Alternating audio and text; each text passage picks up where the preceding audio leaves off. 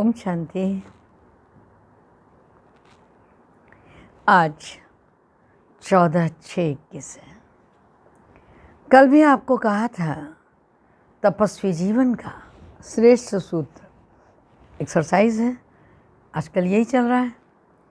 तो आज का हमारी तपस्या का क्रम, मन को पहले परम धाम में लेके जाओ, फिर सूक्ष्म वतन में आओ, फिर फरिश्तेपन को याद करो, फिर पूज्य रूप को याद करो, फिर ब्राह्मण रूप को याद करो। तो ये फिर देवता रूप को याद करो। सारे दिन में चलते फिरते यह 5 मिनट की एक्सरसाइज करते रहो। इसलिए मैदान नहीं चाहिए, इसके लिए कोई दौड़ नहीं लगानी है, चेयर रेस नहीं है कि 8-10 चेयर लगेंगी उसके बाद शुरू होगी, न सीट चाहिए न मशीन चाहिए, सिर्फ शुद्ध संकल्पों का स्वरूप चाहिए। समझा? फिर आज हमारे एक्सरसाइज के साथ जिस विशेषता को हमें लक्ष्य बनाना है मम्मा की, वो विशेषता क्या है? मम्मा के मुख से किसी भी आत्मा के प्रति कोई अशुभ बोल नहीं निकले। बच्चों के अवगुणों का पता होते भी उनके प्रति नफरत या घृणा का भाव नहीं रहा। सदा शुभ श्रेष्ठ भाव, सबके कल्याण का ही भाव रहा। इसलिए हर एक का मम्मा से जिगरी स्नेह था। ऐसे हमें भी हर आत्मा के प्रति शुभ श्रेष्ठ भाव, कल्याण का भाव रखना है। समझा? हमेशा हमारी भावनाएं कभी किसी के लिए दूषित न हो, और इसका एग्जाम्पल हमारे सामने मातेश्वरी जी थी। हमें भी वही रखना चाहिए। टारगेट सारे दिन का यही होना चाहिए। फिर आज हम आते हैं, मीठे बाबा ने हम बच्चों को क्या कहा? आज तो बहुत ज़बरदस्त बात कही है। भगवान ने रावण को अपने से ज़्यादा बलि बता दिया। मुझे याद है जब हम लोग ज्ञान में चले थे, छोटे थे बहुत, 6-7 साल की 8 साल की उम्र रही हो, लेकर के ज्ञान देहरादून से बरेली आए थे। तो वहाँ कुछ स्लोगन्स लिखवाए थे। एक स्लोगन था, इस दुनिया में 2 तरह के जादू लगते हैं, एक ईश्वर एक माया। तो मैं बहुत सोचा करती थी कि ये 2 तरह के जादू, जब जब पढ़ती थी तो मुझे लगता था 2 तरह के जादू, ईश्वर और माया। तो माया भी जादू लगाती है क्या? और आज मीठे बाबा ने कुछ वैसी ही बात कही है। समझना हमें और आपको होगा कि ये कैसा जादू है, ये कैसी बात है। मीठे बच्चे बाप के साथ साथ तभी चल सकेंगे जब इस पुरानी दुनिया से बेहद का वैराग्य होगा। आज का प्रश्न है, भगवान समर्थ होते हुए भी उसके रचे हुए यज्ञ में विघ्न क्यों पड़ते हैं? प्रश्न तो बहुत अच्छा है, समझदार ने किया है। उत्तर, बाबा ने कहा क्योंकि रावण भगवान से भी तीखा है। Wonderful, how is it possible? ईश्वर सर्वशक्तिमान है और रावण भगवान से भी तीखा है। जरूर जब उसका राज्य छीना जाएगा तो वह विघ्न डालेगा ही। शुरू से लेकर ड्रामा अनुसार यज्ञ में विघ्न पड़ते ही आए हैं और पड़ने ही हैं। हम पतित दुनिया से पावन दुनिया में ट्रांसफ़र हो रहे हैं, तो ज़रूर पतित मनुष्य विघ्न डालेंगे। आगे लाइन पे समझ में आया क्या कहा बाबा ने? लास्ट की लाइन को ध्यान से सुनना। तो ज़रूर पतित मनुष्य विघ्न ही डालेंगे। मतलब अर्थात इसका भाव ये है कि अहंकारी आदमी अपने आप का मूल्यांकन परमात्मा से भी ज़्यादा कहीं कर लेता है। शास्त्रों ग्रंथों की बात अगर कहें तो जिस समय मिथिला में शिव धनुष तोड़ा था मर्यादा पुरुषोत्तम राम ने, उस समय रावण ने भी देखा और भयभीत हो गया कि अरे आज तो शिव धनुष टूट गया, ये कौन मानव है जिसने शिव धनुष तोड़ दिया। उसके बाद वो आया, घबराया हुआ तो था ही, और अहंकार कहीं से कम नहीं था।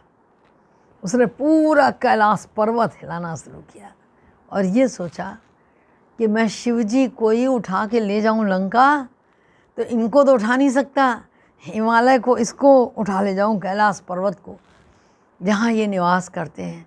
तो अगर मैं कैलाश को ले जाऊंगा तो शिवजी तो अपने आप पहुंच जाएंगे। अब वो हिला रहा है, सब दुनिया में हलचल हो रही है, सारे कैलाश पर्वत पे लोग भाग रहे हैं, पशु पक्षी पेड़ सब हिल रहे हैं। पार्वती जी ने पूछा कि ये हो क्या रहा है? अरे बोले कुछ नहीं, कुछ हो रहा होगा। फिर भी जब कहा उन्होंने तो भेजा कि जाओ देख के आओ, ये क्या हो रहा है, कौन हिला रहा है। मालूम बड़ा रावण है, पूरा हिलाए, बड़ा बड़ा क्या करता है भाई, चलो ज़रा सामने, बुलाया। तब हाथ जोड़ के खड़ा हो गया रावण भी, क्योंकि सर्वशक्तिवान से तो आगे बढ़ा नहीं है ना, लेकिन अहंकार बड़ा है, सर्वशक्तिवान को भी चैलेंज कर सकता है ऐसा। तो आज बाबा ने कहा रावण भगवान से भी तीखा है। क्यों? जरूर जब उसका राज्य छीना जाएगा, उसको लगा मुझसे भी बड़ा कोई पैदा हो गया तो वो विघ्न डालेगा ही। और रावण है क्या? 5 विकारों से संपन्न। तो कहा शुरू से लेकर ड्रामा अनुसार यज्ञ में विघ्न पड़ते आए। हम पतित दुनिया से पावन दुनिया में ट्रांसफ़र हो रहे हैं, तो ज़रूर पतित मनुष्य ही विघ्न डालेंगे। गीत है, ओ दूर के मुसाफिर हमको भी साथ ले ले, ओ दूर के मुसाफिर हमको भी साथ ले ले। हम सब आत्माएं जाना चाहती हैं उस जगत नियंता के साथ। ओम शांति। मीठे मीठे रूहानी बच्चों ने गीत की लाइन सुनी। जैसे वेद और शास्त्र भक्ति मार्ग का रास्ता बताते हैं, वैसे गीत भी थोड़ा थोड़ा रास्ता तो बताते हैं। लिखने वाला भले कुछ ना समझता हो, बाबा ने कहा वो तो कुछ समझते नहीं है। शास्त्रों की कथाएं आदि सुनना, जैसे मैं भी सुना रही थी, ये सब कनरस है। अब बच्चे जानते हैं दूर देश का मुसाफिर किसको कहा जाता है। आत्मा जानती है हम भी दूर के मुसाफिर हैं, हमारा घर शांति धाम है। मनुष्य इन बातों को नहीं समझे तो गोया कुछ भी नहीं समझे। बाप को न जानने से सृष्टि चक्र को ही नहीं जानते। यह आत्मा समझती है। क्या समझती है यह आत्मा? कि शिव बाबा कहते हैं मैं टेम्परेरी जीवात्मा बनता हूँ। ब्रह्मा के तन में आता है ना, तुम स्थायी जीवात्मा हो, जन्म मरण में आते ही आते हो। मैं सिर्फ संगम पर टेम्परेरी जीवात्मा हूँ, सो भी तुम्हारे मुआफिक नहीं बनता। मैं इस जीव में प्रवेश करता हूँ अपना परिचय देने, नहीं तो तुमको हमारा परिचय कैसे मिले। जैसे कल बाबा ने कहा था ना, क्या कहा था? साकार ब्रह्मा की सबसे बड़ी विशेषता है कि माँ तो पिता दोनों है। माँ के द्वारा ही तो बाप का परिचय मिलता है ना। तो बाबा कहता अगर मैं इसमें नहीं आता तो तुमको बाप का परिचय कैसे मिलता। बाप ने समझाया है, रूहानी बाप एक ही है जिसको शिव बाबा अथवा भगवान कहते हैं, दूसरा कोई नहीं जानता। इसमें पवित्रता का भी बंधन है। बड़े ते बड़ा बंधन है अपने आप को आत्मा समझना। जिस दूर के मुसाफिर पतित पावन को भक्ति मार्ग में याद करते, वह रूहानी बाप समझाते हैं मैं सबको ले चलूँगा, किसको भी छोड़ कर नहीं जाऊँगा। वापस तो सबको ही ले जाना है, प्रलय भी नहीं होनी। भारत खंड तो रहता ही है, भारत खंड का कभी विनाश नहीं होता। सतयुग आदि में सिर्फ भारत खंड ही रहता था। कल्प के संगम पर जब बाप आते हैं तो आदि सनातन देवी देवता धर्म की स्थापना होती है। बाबा ने कहा, बाकी सब धर्म विनाश होने हैं, तुम भी आदि सनातन देवी देवता धर्म स्थापन करने में मदद कर रहे हो। तो गीत सुना गीत, कहते हैं, बाबा हमको भी साथ ले चलो। बाप कहते हैं, ऐसे तो कोई साथ चल न सके। जब तक पुरानी दुनिया से वैराग्य न आ जाए। नया मकान बनता है, पुरानी से दिल आपे ही टूट जाती है। तुम भी जानते हो यह पुरानी दुनिया ख़त्म होनी है, अब नई दुनिया में चलना है। जब तक सतो प्रधान नहीं बनेंगे तब तक सतो प्रधान देवी देवता बन नहीं सकेंगे। इसलिए बार बार समझाते हैं, अपने को आत्मा समझ बाप को याद करते रहो। सद्गति करने वाला दूर का मुसाफिर एक ही है, जो परम धाम से आता है। वो आया हुआ है, उनको दुनिया नहीं जानती। सर्वव्यापी कह दिया है, अभी तुम बच्चे समझते हो, लेकिन पुरुषार्थ अनुसार जानते हो कि हम शिव बाबा की संतान हैं। आते भी हैं तो समझते हैं कि हम बाप दादा के पास आए हैं, तो फिर तो फैमिली हो गई ना। यह है ईश्वरीय फैमिली। किसको बहुत बच्चे होते हैं तो बड़ी पलटन हो जाती है। शिव बाबा के बच्चे इतने सारे बीके भाई बहन हैं, ये भी तो बड़ी पलटन है ना। ब्रह्मा कुमार कुमारियाँ सब जानते हैं हम बेहद के बाप से वर्षा लेते हैं। शास्त्रों में दिखाते हैं पांडवों और कौरवों ने खेल खेला। राजाई दांव में रखी ना युधिष्ठिर ने। राजाई तो राजाई धर्मपत्नी तक रख दी। बताओ, अब राजाई न कौरवों की है न पांडवों की है। ताज आदि कुछ भी नहीं दिखाते हैं उनको शहर निकाला, दरबदर कर देते हैं ना, शहर निकाला मिल गया। हाँ, हथियार आदि छिपा कर रखा जाए, यह सब दंत कथाएं हैं। न पांडव राज्य है न कौरव राज्य है, न उनों की आपस में लड़ाई चली। लड़ाई राजाओं की लगती है, ये तो भाई भाई है ना। लड़ाई हुई है कौरवों की, मन कुप्रवृत्ति प्रधान मनुष्य आत्माओं की, और यवनों की। बाकी भाई एक दो को कैसे ख़त्म करेंगे दिखाते हैं। पांडव कौरव लड़े, बाकी 5 पांडव बचे और एक कुत्ता रहा, वो भी सब पहाड़ पर गल मरे। खेली खलास। हमने देखा जाकर बद्रीनाथ में भीमशिला है, कहते हैं यहाँ से ही भीम ने क्रॉस किया। तो बहुत तेज़ गंगोत्री प्रवाहित हो रही है, तो भीम को क्रॉस करना था, उसने एक शिला उठा के उसके अंदर डाल दी। उसी शिला से आज भी लोग निकल के उधर जाते हैं दूसरी ओर। खेली खलास, राजयोग का अर्थ ही नहीं निकला। अभी तुम बच्चे जानते हो। बाप कल्प कल्प आकर एक धर्म स्थापन करते हैं, बुलाते भी हैं। दुनिया वाले कहते हैं ना, हे पतित पावन आओ आओ। हाँ, आकर पतित से पावन बनाओ। सतयुग में सूर्यवंशी राजधानी होती है। ब्रह्मा द्वारा विष्णुपुरी की स्थापना हो रही है। अब बाप आए हैं तो उनके डायरेक्शन पर चलना है। कमल पुष्प समान पवित्र रहना है। कन्याओं को तो नहीं कहेंगे कि गृहस्थ व्यवहार में रहते कमल फूल समान रहो, वो तो हैं ही पवित्र। यह गृहस्थियों के लिए कहा जाता है। कुमार और कुमारियों को तो शादी करनी नहीं चाहिए, क्या होगा, नहीं तो वो भी गृहस्थी हो पड़ेंगे। कुछ गंधर्वी विवाह के नाम भी हैं, जैसे हमारे यहाँ करवाया ना बाबा ने, तो वो जीवन भर पवित्र रहे। हमारे सुंदरलाल भाई जी और शुक्ला बहन, आदरणीय राजयोगी भ्राता रमेश जी, उषा बहन, हाँ, इनसे भी पहले राजकिशन भाई जी और सतीश बहन का बाबा ने निर्बंधन कराने के लिए कराया था। तो बाबा ने ये दुनिया वालों के आगे एक चैलेंज रखा कि ऐसा नहीं गृहस्थ में रहकर पवित्र नहीं रह सकते। कुछ गंधर्वी विवाहों के भी नाम हैं। कन्या पर मार पड़ती तो लाचारी हालत में नाम मात्र गंधर्वी विवाह करा दिया जाता है।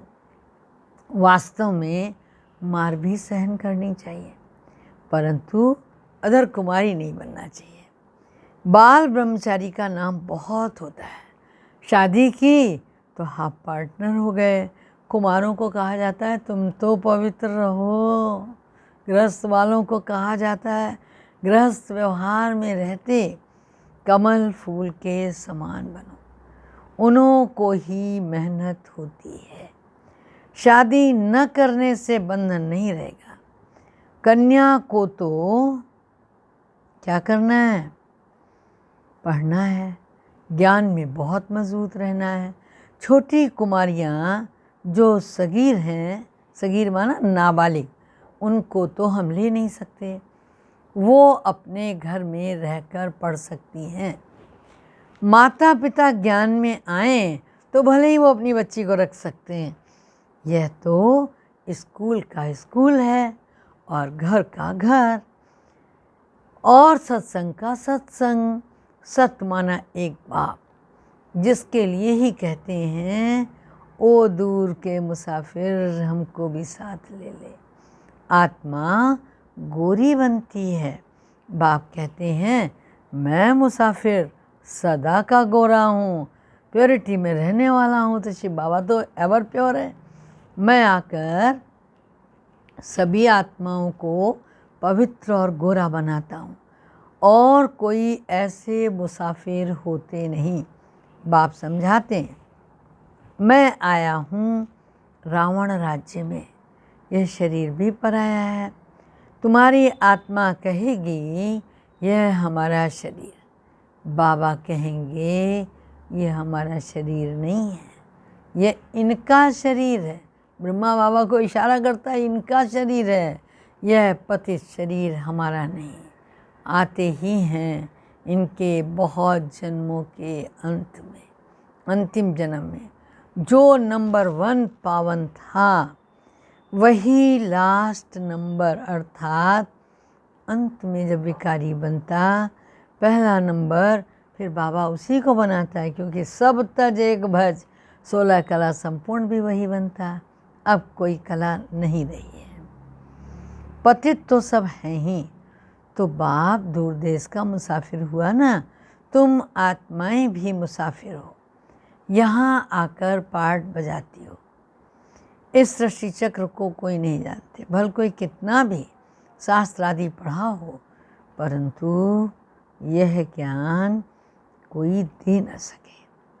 बाप समझाते हैं मैं इस तन में प्रवेश कर इन आत्माओं को ज्ञान देता हूँ। वह तो मनुष्य हैं, मनुष्य को शास्त्रों का ज्ञान देते हैं, वो हो गए भगत। सद्गति दाता तो एक ही है, वही ज्ञान का सागर है। उनको न जानने के कारण देहाभिमान आ जाता है। वह कोई ये तो समझते नहीं कि अपने को आत्मा निश्चय करो। आत्मा पढ़ती है, यह कोई समझाते नहीं, क्योंकि देह अभिमान है ना। अभी दूर का मुसाफिर तो शिव बाबा को ही कहेंगे ना, तुम जानते हो हम 84 का चक्कर लगा चुके हैं।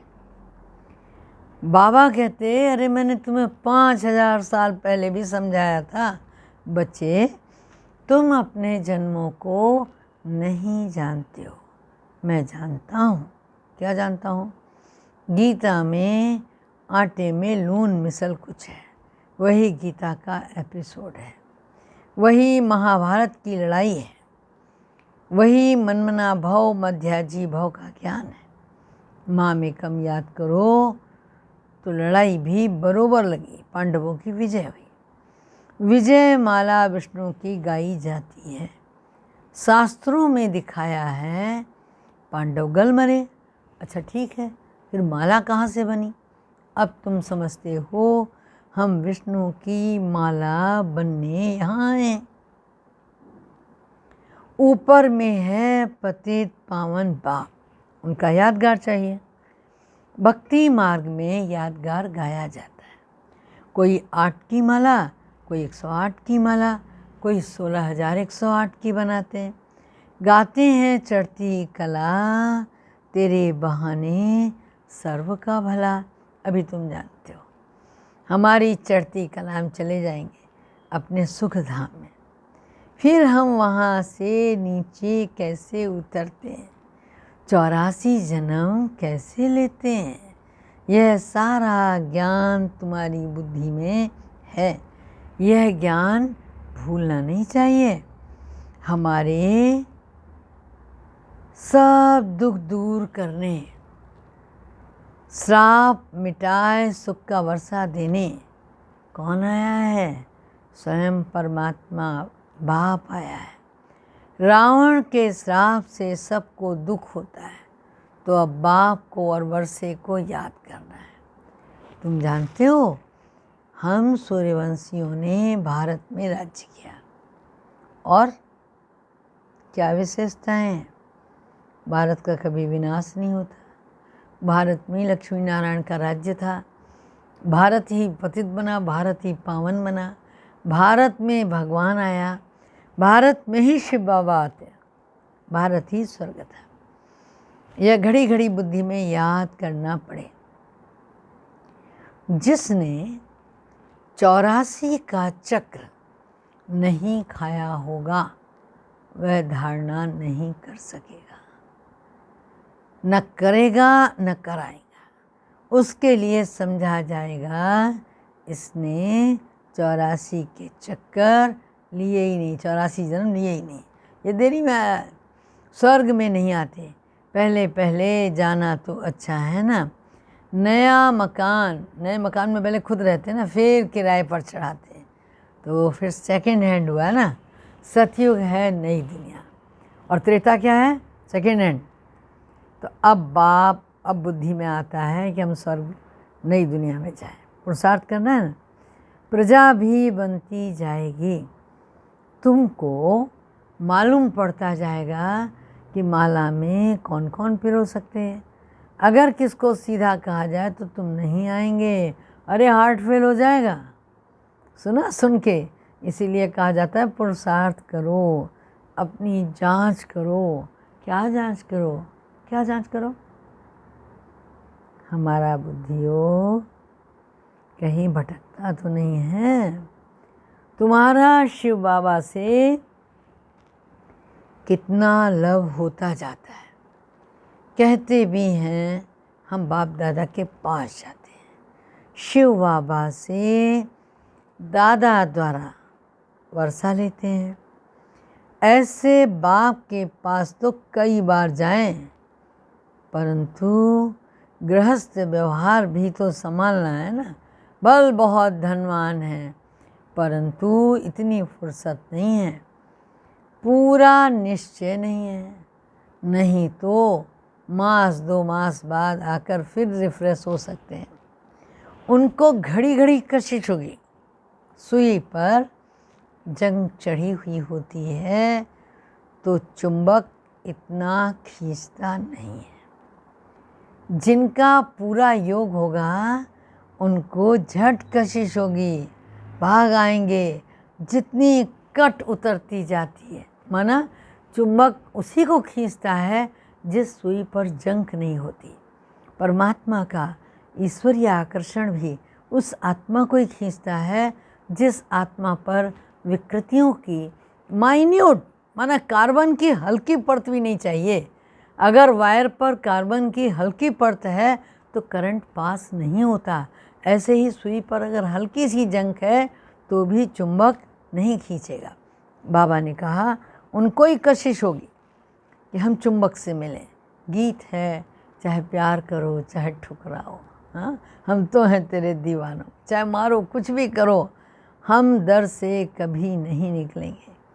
परंतु यह अवस्था तो पिछाड़ी में होगी ना, कट निकली हुई होगी तो अवस्था वह होगी। बाप कहते हैं, हे आत्माएं, मनमना भाव रहो, भल अपने गृहस्थ व्यवहार में रहो। ऐसे नहीं कि भाग के यहाँ आके बैठ जाना। सागर के पास बादलों को आना है, कोई दो राय नहीं। रिफ्रेश होने के लिए फिर सर्विस पर जाना है। बंधन जब खलास हो तो सर्विस पर जा सकें। माँ बाप को, अपने बच्चों को भी तो संभालना है ना। बाप की याद में रह पवित्र बनना है। समझा? बाप ने समझाया है। अनेक प्रकार के विघ्न पड़ते हैं, यज्ञ में पड़ते हैं। कहते हैं ईश्वर तो समर्थ है, अच्छा फिर विघ्न क्यों पड़ते हैं? मनुष्यों को पता ही नहीं है कि रावण भगवान से भी तीखा है। माना जो चीज़ आरजू मिन्नत से सहज हो सकती थी, विनय पूर्वक रिक्वेस्ट करके कह सकता था कि आप चलो प्रभु हमारे यहाँ, नहीं, पूरा कैलाश हिलाओ, हाँ, कैलाश उखाड़ के ले चलो। रावण भगवान से भी तीखा है। अहंकारी आदमी यही सोचता है। राजाई छीनी जाती, अनेक प्रकार के विघ्न पड़ते रहते। ड्रामा प्लान अनुसार ये विघ्न भी पड़ेंगे। शुरुआत से लेकर पतितों के विघ्न पड़ते आए। राक्षस कुछ और थोड़ी करते थे। जो ऋषि मुनि जा कर के दशरथ के पास गए कि साहब बहुत विघ्न डालते हैं और ये बिल्कुल हम लोगों को हवन यज्ञ करने नहीं देते, तो लोग कहते हैं वो हवन में क्या करते थे? कभी हड्डी का टुकड़ा डाल दिया, कभी रक्त के छींटे पड़ गए, कभी मांस पिंड डाल दिया। अब पूरा हवन दूषित हो गया, फिर से सारा निकालो, फिर सारा साफ करो, फिर जहाँ से शुरू किया था एज इट इज़ फिर वहीं पहुँच गए। अब प्रारंभ से पूरा मंत्र पुनः करो, पूरी विधि पुनः करो। तो क्या हुआ? बार बार डिस्टर्ब होगा। ऐसे तो एक बार का भी हमारा वो नहीं होगा, तो लोग परेशान हो जाते थे। तो वास्तव में जो देही अभिमानी हैं वो यज्ञ करना चाहते हैं, और जो देह अभिमानी हैं वो उसमें विघ्न डालना चाहते हैं। अपने देह अभिमान बस कभी कोई बात कह दी तो चुप गई आपको, हाँ, कभी कुछ लुढ़का दिया, तरल रक्त की बूंदें पड़ गई, मतलब कुछ ना कुछ हुआ। अनेक प्रकार के विघ्न पड़ते। ड्रामा प्लान अनुसार विघ्न पड़ेंगे ही। शुरुआत से लेकर पतितों के विघ्न पड़ते हैं। शास्त्रों में बैठ के लिख दिया कि कृष्ण की 16,108 पटरानियाँ थी, सर्प ने डसा, राम की सीता चुराई गई, नरकासुर का वध किया, उन बहनों को, माताओं को छुड़वाया जिनको उसने बंद करके रखा था। तो श्री कृष्ण ने उस समय जो घोषणा की थी तो ये कहा था, आप सब अपने अपने घर स्वेच्छापूर्वक जहाँ चाहें वहाँ जा सकते हैं। तो बहुत सी महिलाओं ने कहा कि हम कहाँ जाएं, हम घर नहीं जाएंगे। कहा ठीक है, तो आप हमारे साथ आ जाएं। 16,108 रानियाँ थीं, ये कहानी बैठ कर के बना दी है। तो वास्तव में अब किसी भी महिला को ऐसे कैसे रखा जाए? तो उनका शुद्धिकरण करके उनको अपने उपवन में कृष्ण ने रखा, द्वारिका में। अब उसको लोगों ने बता दिया कि नहीं, उन्होंने उनको पटरानी बना के रखा। रावण भगवान से भी तीखा है, हाँ, क्या क्या बातें कह दी। कृष्ण को 16,108 पटरानियाँ थीं, सर्प ने डसा इसलिए सांवरे हो गए, राम की सीता चुराई गई। अब रावण स्वर्ग में कहाँ से आया? झूठ तो बहुत है। कहते हैं विकार बिगर बच्चे कैसे पैदा होंगे, उनको तो पता ही नहीं है। जो वर्षा लेने वाले होंगे वही आकर समझेंगे। तो इस ज्ञान यज्ञ में असुरों के विघ्न पड़ते हैं। पतित को असुर कहा जाता है ही रावण संप्रदाय। अभी तुम संगम पर हो, रावण राज्य से किनारा कर लिया, फिर भी कुछ लैस आती। ये बुद्धि में ज्ञान है, कुछ ना कुछ किनारे मतलब आ जाता छीटा। ये बुद्धि में ज्ञान है कि हम जा रहे हैं। अच्छा बैठे तो यहाँ ही है, कहाँ जा रहे हैं? बुद्धि में ज्ञान है, माना बुद्धि से जा रहे हैं, ये बुद्धि की यात्रा है। बैठे यहाँ हो परंतु दुनिया में रहते हुए दुनिया से वैराग्य हो गया है। उनसे जैसे तुमको वैराग्य, छी छी दुनिया कब्रिस्तान बननी। भिन्न भिन्न पॉइंट से समझाया जाता है, वास्तव में पॉइंट तो एक ही है, सबसे ज़बरदस्त। कौन सी? मन मना भव। भिन्न भिन्न पॉइंट से समझाया जाता। कितनों की चिट्ठियाँ आती हैं, बाबा हम बांधेली हैं, एक द्रौपदी तो नहीं, हजारों हो जाएंगी। अभी तुम पतित दुनिया से पावन दुनिया में ट्रांसफ़र हो रहे हो। जो कल पहले फूल बने होंगे वही निकलेंगे। गार्डन ऑफ अल्लाह की यहाँ स्थापना होगी। कोई कोई तो ऐसे अच्छे अच्छे फूल होते हैं, देखने से ही आराम हो जाता है। नाम ही है किंग ऑफ फ्लावर। जानते हो किसकी चर्चा हो रही है? गुलाब की। 5 रोज भी रखा रहे तो भी खिला रहेगा, खुशबू फैलती रहेगी। यहाँ भी जो बाप को याद करते, औरों को भी याद दिलाते, उनकी खुशबू फैलती है, सदैव खुश रहते हैं। ऐसे मीठे मीठे बच्चों को देख बाप दादा हर्षित होते हैं। उन्हों के आगे बाबा की ज्ञान डांस भी अच्छी होती है। अच्छा, मीठे मीठे सिकी लदे बच्चों प्रति माता पिता बाप दादा का याद प्यार और गुड मॉर्निंग। रूहानी बाप की रूहानी बच्चों को नमस्ते। बाबा ने कहा धारणा का मुख्य सार क्या होना चाहिए? हमने तो बता ही दिया, अब नहीं बताइए, बोलिए, बताइए। नंबर 1, ज्ञान और योग में मजबूत बनना है। अगर कोई बंधन नहीं है तो बंधनों में जानबूझकर नहीं फंसना, हाँ, बाल ब्रह्मचारी होकर रहना है। दूसरी पॉइंट है, अभी हमारी चढ़ती कला है। बाबा हमारे सब दुख दूर कर श्राप मिटाए वरदान देने आए हैं।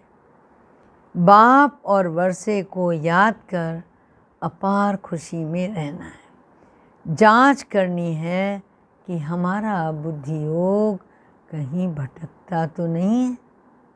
आज का वरदान है, सोमान में स्थित रहे। क्या करो? देह अभिमान को समाप्त करने वाले सफलता मूर्त भव। जो बच्चे सोमान में स्थित रहते हैं वही बाप के हर फरमान का सहज पालन कर लेते हैं। सोमान में भिन्न भिन्न प्रकार के देह अभिमान को क्या होता है? देह अभिमान को तो जगह मिलती ही नहीं है, और सोमान में रहेंगे तो समाप्त भी कर देता है। लेकिन जब सोमान से स्व शब्द भूल जाता है और मान शान में आ जाते हो तो एक शब्द की गलती से अनेक गलतियां होने लगती हैं। इसलिए मेहनत ज़्यादा और प्रत्यक्ष फल कम मिलता है, लेकिन सदा सोमान में स्थित रहो तो पुरुषार्थ व सेवा में सहज ही सफलता मूर्त बन जाएंगे। स्लोगन है, तपस्या करनी है तो समय को बचाओ। क्या करो? समय को बचाओ। और क्या नहीं करो? बहाना नहीं दो। समझा? तपस्या करनी है तो करनी ही है। आलस और अलबेलेपन के झूले में मत झूलो। ठीक है? अच्छा, ओम शांति। चलो योग करें।